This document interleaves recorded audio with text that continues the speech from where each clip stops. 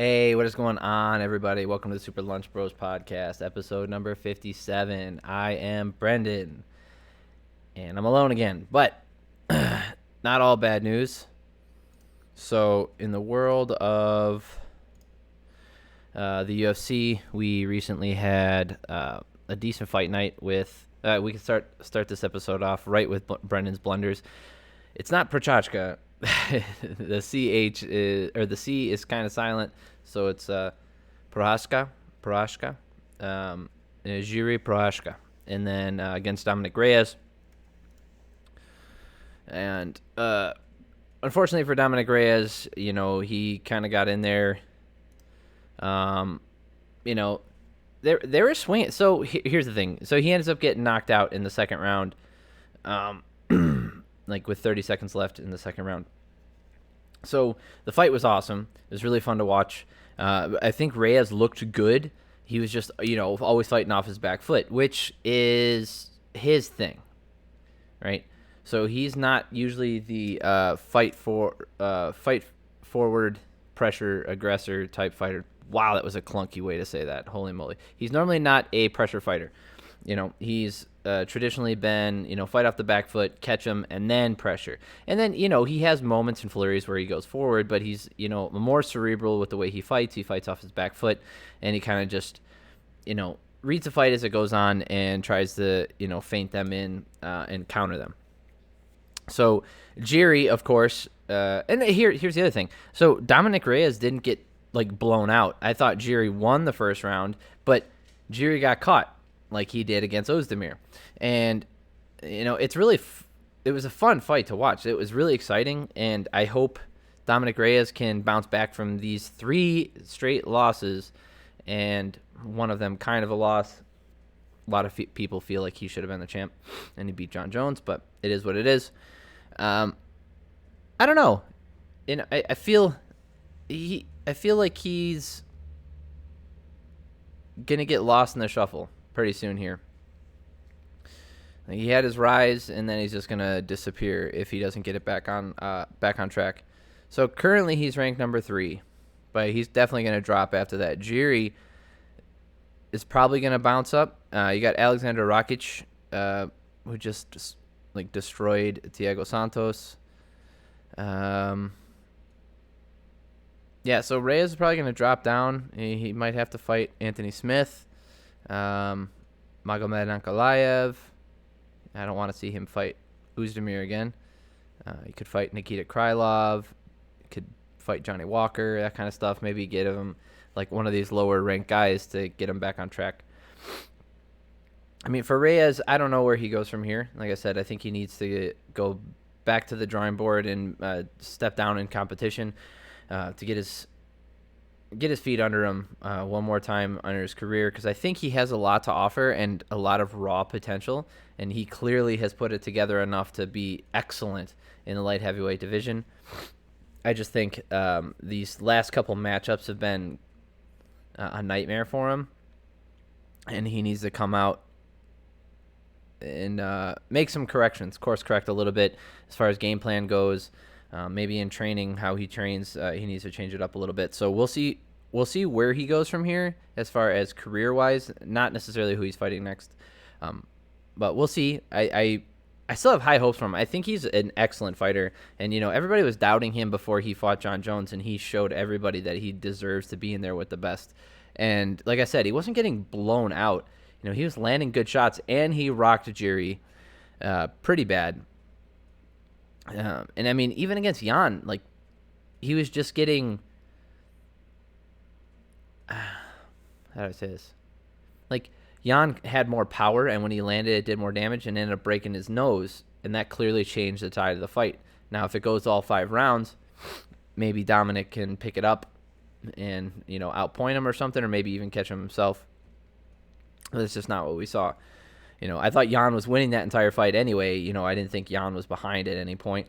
So it seems to be that these two guys, especially Jan, just had his number, and then with Jiri, maybe he has to be even more cerebral in how he's going about the attack, or maybe just throw caution to the wind and go full forward right away because he did get caught. And so for Jiri, Prochazka, holy crap, dude, he just throws everything out there. He's nuts. Love watching this guy fight. He's crazy. And, I thought I saw something going around like Jiri is what Johnny Walker was supposed to be. And that's kind of true. Johnny Walker came in, he was knocking these people out with like one shot super early in the fights, and then he just disappeared. Turns out he doesn't have a chin, and he hurt his shoulder doing the worm in there as a celebration. I mean, I don't think he's done with yet either. I think he could still put on some fun fights. He hits really hard. But anyway, yeah, dude, Jiri looked great. He he threw an elbow, overextended with it, and then ends up throwing a spinning back elbow and catches Reyes, and Reyes just falls face first on the mat and goes out. Great knockout. Jiri, I think, it's either Prochazka versus Rakic or Prochazka. Oh no, that's not what he said. So apparently Dana White said that the winner of this fight gets the next title shot. So Prochazka is going to fight the winner of Jan versus Jan and Teixeira. I'm not opposed to that. I think he's only 2 fights into his UFC career, but he managed to beat now the current number 8 ranked fighter and then the number 3 ranked fighter. So it's not like he's fighting scrubs and then just getting a lot of hype here. It's not that he came in with the same popularity, but let's look at the career trajectory here. It's similar to how Brock Lesnar came in, a lot of hype. Jiri has like 24 fights or something like that. No. Oh, sorry. 33 fights. Okay. 32 fights. I'm an idiot. 32 fights Jiri has. All right, so a lot of those fights were outside of the UFC, obviously. So he wanted to build up, his abilities and his confidence, and he wanted to get to the point where he felt he was ready for the UFC and that he could dominate once he came in. So it's a little bit different how he came into the UFC, but as far as career trajectory goes and getting his title shots, kind of similar to how Brock Lesnar did it. He comes in, looks impressive. Brock Lesnar had a setback against Frank Mir, but then he came back and gets a big knockout, gets a win, and then gets a title shot. I mean, it's not the worst thing in the world, especially because Jiri, I think, has earned it career-wise, and the way light heavyweight is kind of how thin it is up at the top with clear contenders. I wouldn't mind him getting the next title shot, but he seems like a cool dude too, so he'd be a fun champ. Congrats to Jiri. Excellent fight. Sorry for mispronouncing your name beforehand. Let's see. Giga Chikadze versus Cub Swanson. I was talking about this with somebody at work this past week about a couple times where I'd rather have the fight go a little bit longer, and it's getting caught behind the ear where you're wobbled, but you're not, where it knocks your equilibrium out. It's not like you're dazed and confused. It's just that you literally can't find your balance. And then body shots where, it hits the liver expands inward, hits the autonomic response, and your body shuts down. So when that happens, I would like it to see it go a little bit longer. And I understand why it doesn't, and I don't think it was a bad stoppage. Cub Swanson, Giga landed a great left kick to the body of Cub Swanson, and Cub just, collapsed because it hit his liver. He took a couple meaningless shots, and then the fight was called off. Again, I'm not complaining about the stoppage. I thought the stoppage was fine. I think it's one of those things where you see them, and you know that he can get back up if you give him 30 seconds, right? Or 40 seconds, however long it might be. So if he's crumpled over in pain because of a liver shot, his body has shut down, but he still has the wherewithal to defend himself if he's given enough time. And it's not that he's taken damage to, it's not a severe injury, right? It's not like a broken bone or a sprain or a torn muscle or anything like that, or a messed up joint where he can't move anymore, and it's going to cause further damage, and he can't protect himself going forward in the fight. It's something that's going to recover relatively fast, and then if he gets caught there again, chances are he'll go down. But that's the point, is he can come back, and he's going to be compromised for the rest of the fight. I would just rather see it go a little bit longer. I don't mind. Again, not mad at the stoppage. I would love to see the fight go a little bit longer, especially, me being a selfish fan. Well, I want to see Cub Swanson fight some more. I want to see him out there. I think he's one of the most exciting fighters that's ever been in the UFC. And of course, coming from WEC. I just think the fight could have gone a little bit longer. Just, maybe even 5 seconds. He lands a couple more ground and pound, like actual serious ground and pound, and then we just call it because, Cub isn't responding fast enough. Or what happens if, in those 5 seconds, Cub manages to roll to his back and then Giga gets on top of him and tries to finish him. Or, he rolls to his back and manages to push him away with his legs, and then he gets his body under control again and able to get up and continue the fight. So I'm saying, I don't think in that scenario he's taking a ton of trauma if you give it 5 more seconds. Not like he was caught on the chin, went down, and is taking undefended punches. He's curled over in pain. And yes, he's not defending himself. So again, I'm not mad at the stoppage. Just, I wish there was a little bit more awareness of what's actually going on so we could get these fights to have a little bit more satisfying end. I wouldn't mind it. Same thing happened with Jeremy Stevens and Jose Aldo.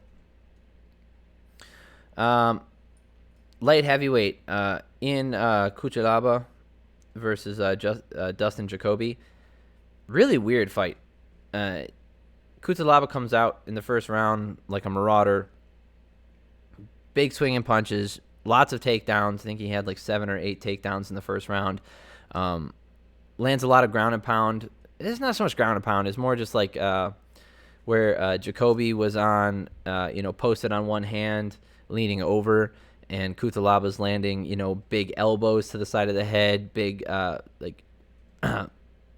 hooks to the side of the head. It's not really, I don't really consider that ground and pound, but it, strikes during grappling exchanges. He's landing good shots. Fight maybe could have been stopped at one point. I'm glad it didn't.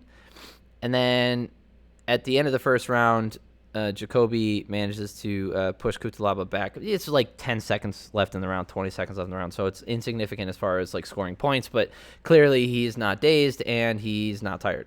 So then going into the second round, Jacoby looked fresh. Cutelaba clearly looked tired, but was able to keep up the pressure.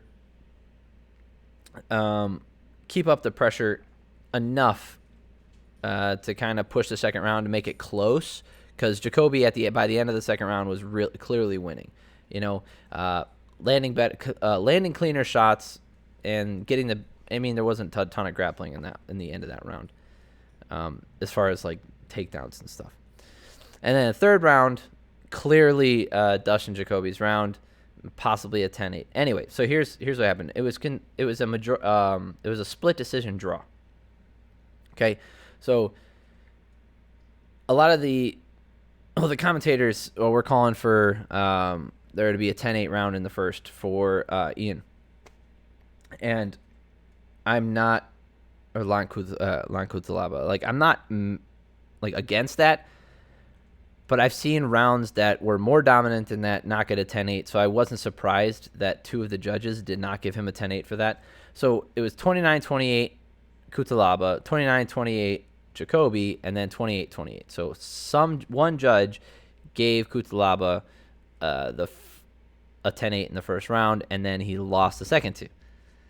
Okay, and then one judge gave the first 2 rounds to Cutelaba, and the other judge gave the second 2 rounds to Jacoby. Actually, 2 judges gave the second 2 rounds to Jacoby, and one judge gave the first 2 rounds to Cutelaba. So in this scenario, you end up with a split decision draw. It's a weird ending. It's a fun fight to watch again, they were throwing, but I don't like sloppy. I mean, I know it's light heavyweight, so you're starting to get these heavier guys who don't necessarily have the cardio to last 25 minutes, even 15 minutes going all out, and that's fine. I'm not complaining about it. I'm just saying that's not my favorite thing to watch, seeing 2 guys who are gassed out sloppily throwing haymakers at each other. It's not my thing, or leaning on each other. It's kind of what it turned into in the third round. Not so much from Dustin, but definitely from Cutelaba. Weird ending. Weird ending. Not a fan. Of the ending. Great fight. Great fight. All right. So, Sean Strickland beating the crap out of Jotko for 3 straight rounds. I mean, Strickland looks great. He's currently ranked. What was he before this fight? Oh yeah, he just hit the top 15. So before this fight, Sean Strickland was ranked number 15. I suspect he's not going to move too far. He did beat Jotko, but Jotko isn't ranked anymore.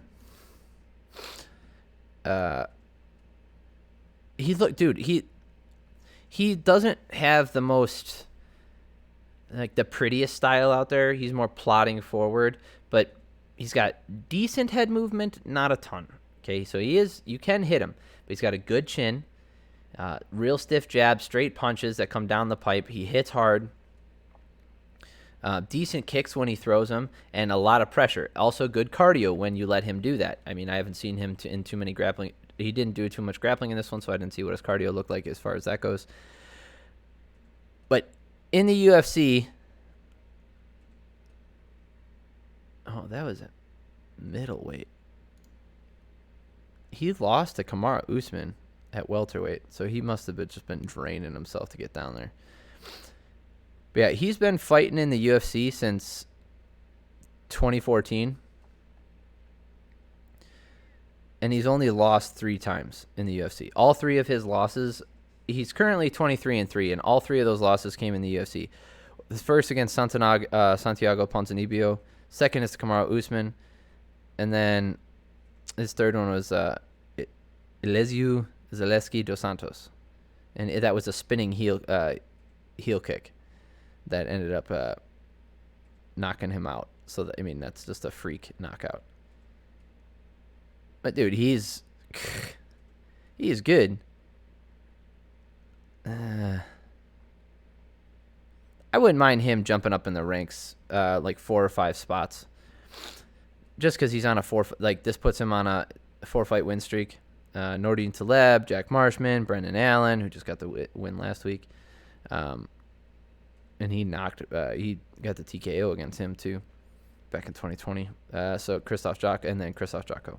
So I wouldn't mind seeing him jump up. I don't know. The thing is, like, the people ahead of him, Brad Tavares and jumping against up above Brad Tavares, I could see, but jumping above Kevin Holland, I don't know about that. So he might. And Chris Weidman is still ranked at number 11. Super unfortunate. I'm still bummed out about that. But yeah, congratulations to Sean Strickland. Also, he talks a lot of shit while he's in there. I mean, it's whatever. If you like it, you like it. You don't, you don't. It doesn't bother me either way. I think he's an excellent fighter. Yeah, as far as Jotko goes, just didn't seem like he wanted to pull the trigger that much. Every time he got in there, he just was stung by the power and didn't want to. I mean, yeah, that's not true. He pulled the trigger. It's just I don't know. He just wasn't good enough. I think Sean Strickland just had his number. All right, Merab Dvalishvili versus Cody Stamann. Merab's, if you can't. The way to beat Merab is to take him down and keep him down. Or I guess you could knock him out. Right? But I don't know how because if you try to go, outpoint him over 5 rounds or 3 rounds or possibly 5, like I don't know what his cardio looks like over 25 minutes, but over 15 minutes, that dude's cardio is ridiculous. He just doesn't stop. At one point, he leaned over, I don't know if it was in the 2nd or 3rd round, and he's talking to his corner, and he's like, man, this is easy.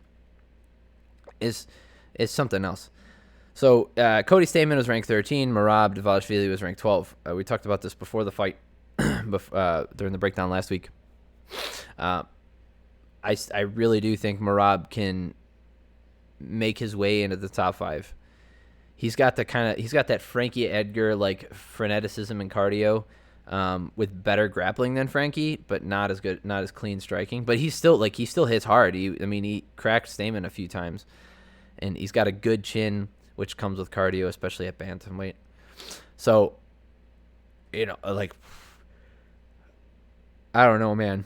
I like him too. I think he's a fun guy to watch. He's just got so much energy in there. It was a fun fight to watch too. All right, so here's a weird one. The main fight on the prelims, Randa Marcos versus Luana Pinheiro. So the way it ended, so there was 45 seconds left in the first round. And Luana gets Randa down on the ground, and Randa starts flailing her legs around and trying to push Luana off. Luana was, in her, not really even in her guard. He was just on top of her. But, like her knee goes down, so she's technically a grounded opponent. And one of those push / flailing kicks from Randa landed on Luana's chin. And then Luana sits back, catches herself, and then proceeds to act like she was hit by a truck. And she's like, "Oh, did I lose?" Here's the thing. It was an illegal strike, so I'm not going to defend Marcos for throwing it. I think it was inadvertent, obviously. She seemed very upset about it as well. This isn't one of those things where she saw a grounded opponent and still decided to throw a knee or a kick. She was the one on bottom trying to push the opponent off, and they just happened to be grounded. This has one time this actually happened to Anderson Silva, I believe. Anderson Silva heel kicked a guy from the ground and knocked him out, but turns out the guy's knee was down, so he was disqualified. So first of all, I just want to say that I don't think Marcos did it on purpose, but I'm not going to defend her, doing that or breaking the rules, right? It was an illegal strike. And we talked about this a couple weeks ago. I would rather have it be a DQ, which is what it was, or a no contest than some weird scoring BS. So at least it was that. Judging by how far this fight went along and the nature of the foul, I probably would have gone with a no contest. It's hard for me to defend. I'm not going to defend here, but it's hard for me to look at Luana and how she acted after she got kicked immediately, like if you watch in the slow replay, and then when she got a second to think about it. It's hard for me to say that she was actually rocked. They mentioned it on the broadcast, and they kind of backtracked because she was doing a good job acting. Now, did the shot land clean and flush on her chin? Sure. Was it that hard? I don't think so, but that doesn't necessarily mean anything. From what I saw, the biggest tell was the fact that she was completely conscious and aware of things enough to throw her hands back, look straight ahead with her clear eyes. Right? You can tell the difference when someone gets cracked when, they're kind of out of it because their eyes kind of wander, like they're not focused anymore. They're kind of like wandering up, like they're almost rolling up into the back of their head. That didn't happen at all. She got kicked in the face. Clearly it stung her, and she fell backwards, and then she realized like, oh, that hurt. I'm going to lay down. And then she played it up hard. And because of that, she got the win. I don't like that. I don't like that shit at all. Like, I really don't. This goes back to like the Aljamain Sterling fight. So the Aljamain Sterling fight, similar thing where, he got cracked and then maybe he played it up a little bit. But he took a knee while he was grounded and immediately fell back. So like, on the replay, never once did you think like, oh, maybe he's not hurt. And now I would have in that fight, I would have rather had a no contest maybe in that one too. No, that one not a no contest because the dude threw a knee to a grounded opponent. So that's why I'm okay with a DQ. A guy threw an illegal kick when the guy was on the ground. It's as illegal as it gets. In this case with Randa, I don't think it was that bad. It's unfortunate, and like it should, if she doesn't want to continue, if Luana doesn't want to continue, then don't continue the fight. It's fine. I'm not telling her she has to fight.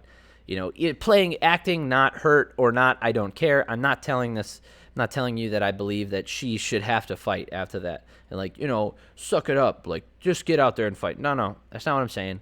And if she doesn't feel like she can continue, or she feel like that hurt her a lot and it could compromise her from the rest of the fight, by all means, do not go back out there. It's not a problem. So, call it a no contest, because that's what it was.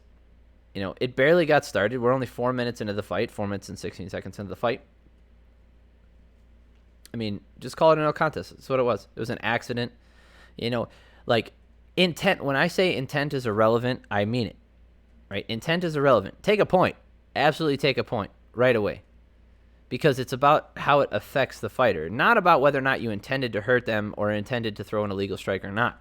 It's, how is this going to compromise the fighter going forward? Whether I kick you in the nuts accidentally or I kick you in the nuts on purpose, and if the kick is the same, the effect is the same, right? Now, if the fight ends, now we have time to judge, okay? Now we have time to judge intent. So intent is irrelevant as far as when you're going and the fight is going to continue, because now we're worried about how compromised that fighter is going forward. So like I said, intent doesn't matter because the effect is the same. But once the fight's over, I'm not worried about how the fighter's feeling anymore because the fight's ended. So I don't have to worry about them continuing. So now we can judge on intent. Did this person lose control of their tools or do something, I would say stupid enough, but that's kind of a crass, not doing it justice. Did they throw a strike that was risky and had a chance to do something illegal, right? If they both throw a kick at the same time and one of them goes low, shit happens. That happens all the time. If, he reaches out and pokes him in the eye, that's unacceptable. You can't extend your fingers. That's part of the rules, right? So there's no excuse for that one. If you have your hand down by your side and the dude goes for a takedown and you ended up stabbing him with your thumb, when you're trying to defend, I would say that's more than accidental, because how you're not extending your arms, you're not keeping your fists balled up when you got them down when you're trying to defend a takedown necessarily. So that would be an accidental version of that. In any case, it sucks. I think Randa's probably going to get cut. She's 10-12. They didn't even mention her record. They said a veteran fighter with 22 professional fights. They didn't even say her record because it was in the negative. It's 10. She was 10-11 before this fight. Now she's 10-12-1. Luana gets the win. I don't think this does anything for her stock. I think she looked good. And here's the thing: I think she was winning the fight. I'm okay with her getting a no contest because she doesn't want to continue. And if the fight had gone on further, then that sucks. Then now, that's, I guess, kind of where they have the point system in, where if it goes 2 rounds and then someone, injures the opponent, I just don't like that either. It's crappy all around. It's not my favorite way for a fight to end is by DQ. It is what it is. Randa has been a true veteran. She was on the Tough series. Came out of there. She's fought the best of the best. Just always seemed to come up short when it comes to fighting the best of the division. I think she's a great journeyman fighter, great gatekeeper.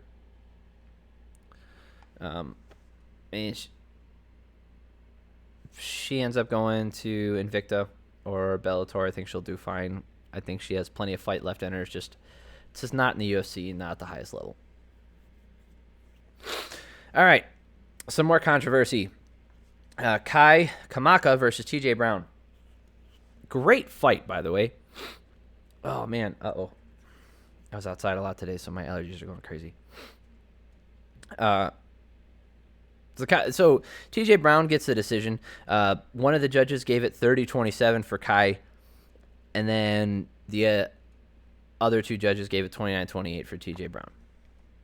So I know they bring that up and they say hey, usually when you see one judge give it 30-27 one way and then the other 2 judges see it 29-28 the other way, something's wrong.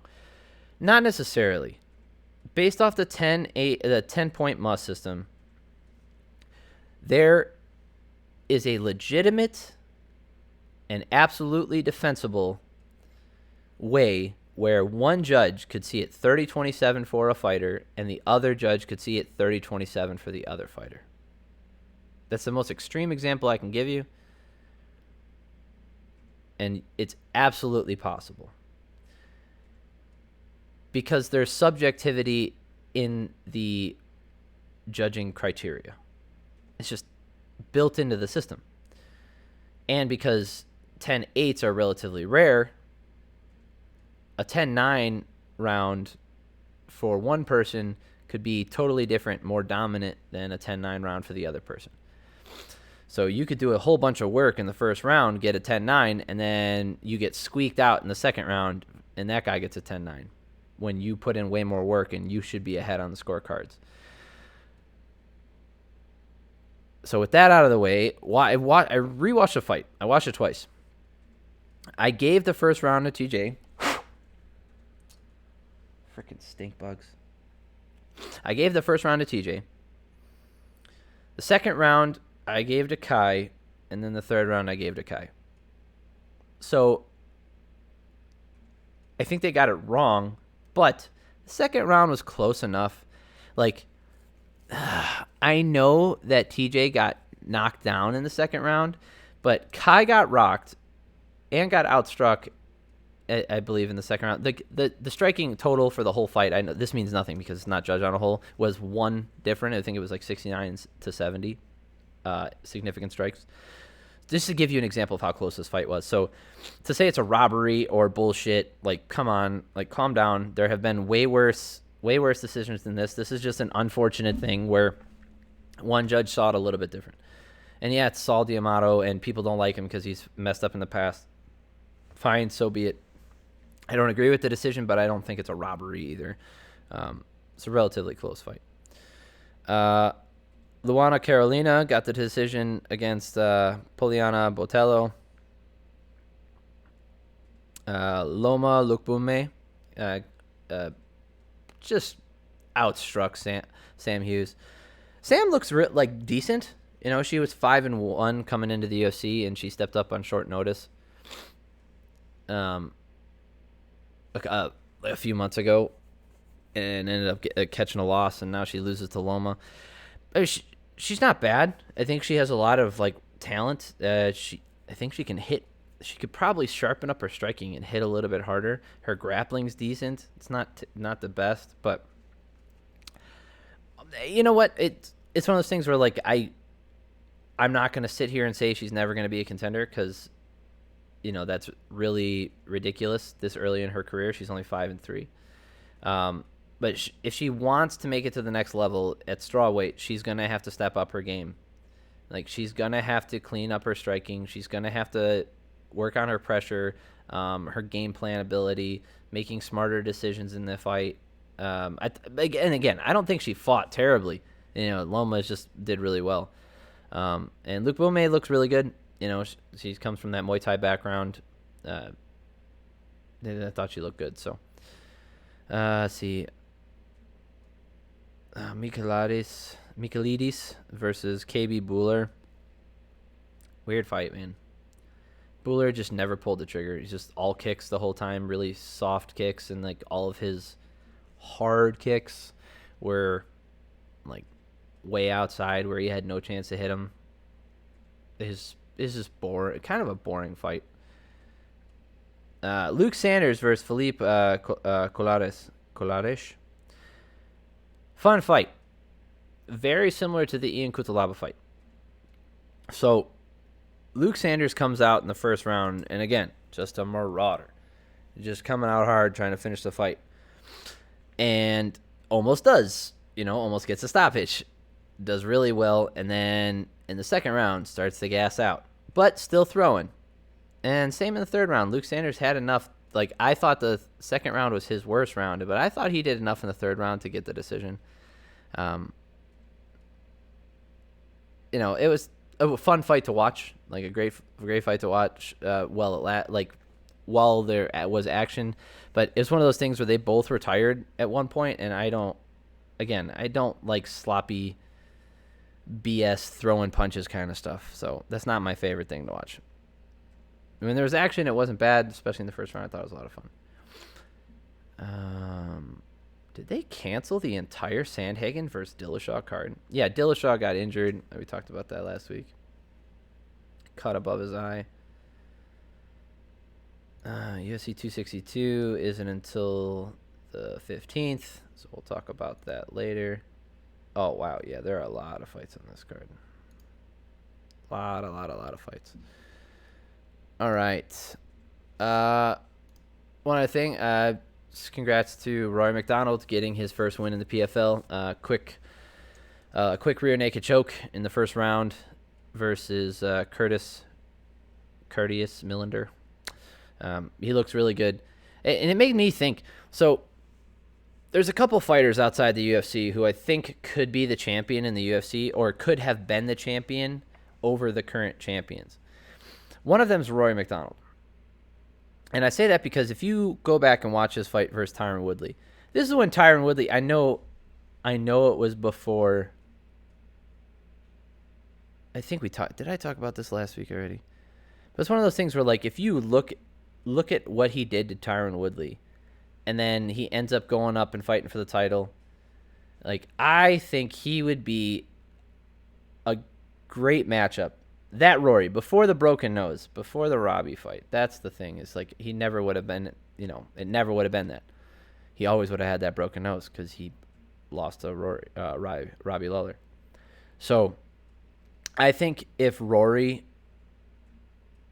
was still in the UFC, I think he would be a great challenge for Kamaru. Yeah, I really do. I think Kamaru's got a couple tough matchups. I think Gilbert Burns can beat him. I think we saw that when they first fought. When he put him on his ass and then fell down. He fell down and then got kicked in the butt for 90 seconds. So there's still some good matchups there. Like, I've been pushing, like, asking for that Wonderboy fight. I've been talking about that for 6 months now. I think Wonderboy should get another title shot. There's still some fun fights. I just think that Rory McDonald would be a fun challenge given his, all-around excellence at MMA, where he's a good striker, great jab. Would his nose hold up against Kamaru? Maybe not, probably not. My gut tells me no. And then also we have, Diego Lima, which he's just a monster. And I think, against Kamaru, he'd be a problem. The only thing is Lima's takedown defense would have to hold up, and I don't know how well he would do. But I think Lima would screw up so many people in the UFC. And, like, that's one of those guys where I wish would come over like Chandler did.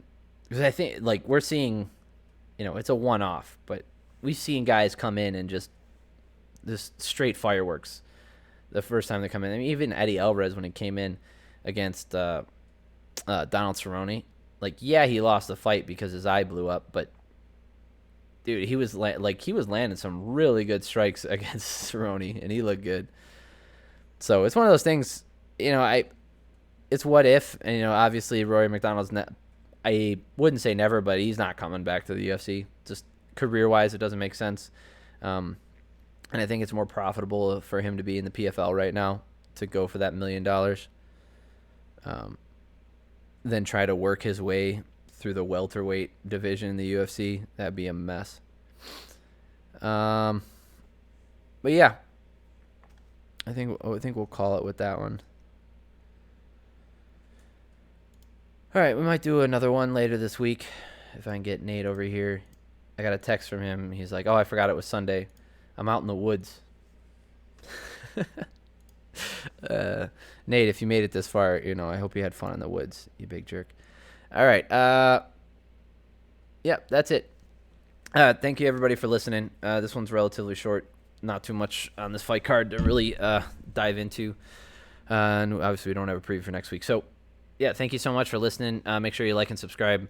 Give me suggestions. I really appreciate you guys actually commenting. I usually comment back. We can get a discussion going. I'll talk to you. Like, I'm always interested in other people's opinions because I'm probably wrong a lot. It's just I don't get a lot of pushback. Like I wouldn't mind getting in a discussion with people about how the fights would go and having to defend my points a little bit more.